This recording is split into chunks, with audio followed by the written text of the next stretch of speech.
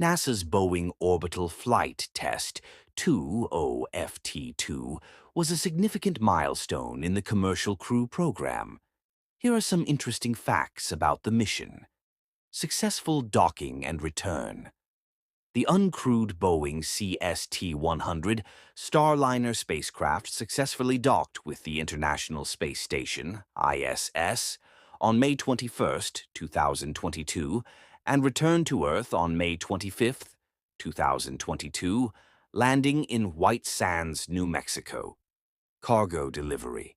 Starliner carried over 600 pounds of cargo, including nitrogen-oxygen recharge system, reusable tanks, which provide breathable air to station crew members. Dash asterisk. Test of end-to-end capabilities. Asterisk. OFT-2 tested the end-to-end capabilities of the Starliner system, including launch, docking, and return to Earth. Dash asterisk, live coverage asterisk.